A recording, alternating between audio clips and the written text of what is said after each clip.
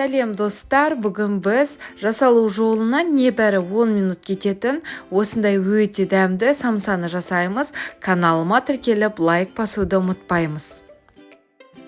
Алдымен қамырын дайындап аламыз. Ол үшін ерітілген немесе бөлме температурасында тұрған сары майға қаймағымызды, бір жұмыртқаның сарысын қосып, миксермен барлығы ерігенше араластырып аламыз. Араластыруына шамамен менде 3-4 минут уақытым кетті.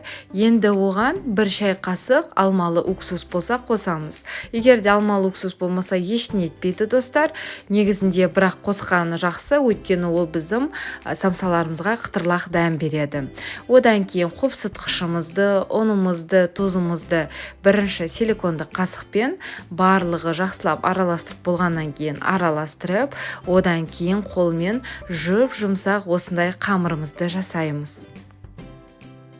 Енді дайын болған қамырымызды тоңазытқышқа 10 минут қалып қоямыз. Салмасына мен картоп, пияз және де фаршты қостым. Әртүрлі етіп жасасаңыздар болады. Картоптың өзінен жасасаңыздар да өте дәмді болады. Формасын мен осылай түйдім. Бірақ та қалауыңша 3 бұрышты немесе дөңгелекті формаларды да жасауға болады. Сонымен қатар достар, мен жоғарыда өте дәмді қазан кебаб тағамының сілтемесін қалдырамын. Сілтемеден өтіп жасап көруге кеңес беремін. Мінеки самсаларымыз дайын болды.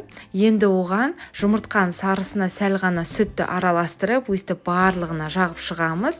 Әдемілік үшін бетіне күнжіт дәнін, магын сеуіп шығамыз. Қыздырылып тұрған пеште 180 градуста 30-40 минутта пісіріп аламыз. Конвекция режимі болса, конвекция режиміне қойсаңыз да болады.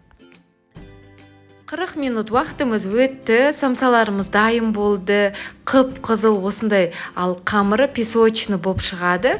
Бұл самсаны маған ұнайтыны қамырынан бірден, яғни самсаларымызды түйеміз. Енді орталарын ашып көрсек, осындай өте дәмді болады. Жасап көріңіздер, пікірлерімізбен комментарияға бөлісе отырыңыздар. Сіздермен бірге болған Гаухар ас болсын.